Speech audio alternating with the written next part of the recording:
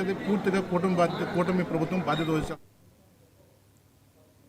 పోసాని అరెస్టును మాజీ deputy CM Amjad బాషా ఖండించారు. రాష్ట్రంలో రెడ్ బుక్ రాజ్యం నడుస్తుందని మండిపడ్డారు.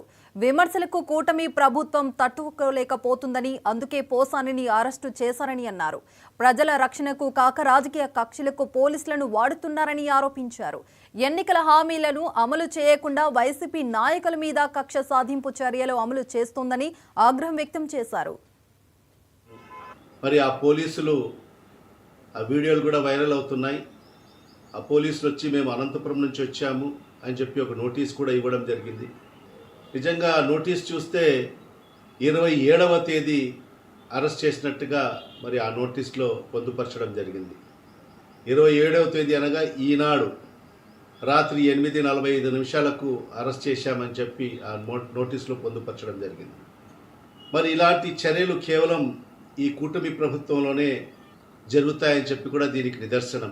తీరా అది చూస్తే ఆ నోటీసులో చూస్తే మరి సంబేపల్లికి సంబంధించి మరి అన్నమయ్య జిల్లాకు సంబంధించిన పోలీసులు మరి ఆయనకు అరెస్ట్ చేయడం నిజంగా చాలా బాధాకరమైన విషయము, చాలా దుర్మార్గం అని చెప్పి కూడా ఈ సందర్భంగా తెలియజేసుకుంటున్నాను.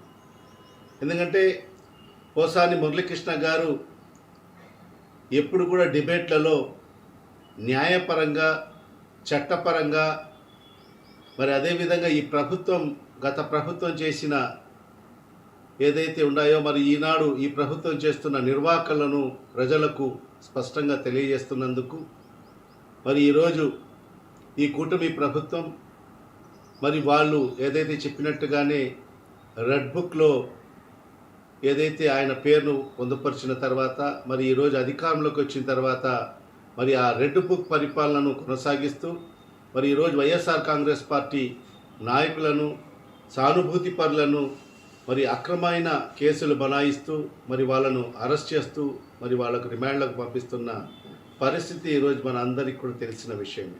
ఒకసారి ఆత్మ విమర్శన చేసుకోండి. ఒక మంచి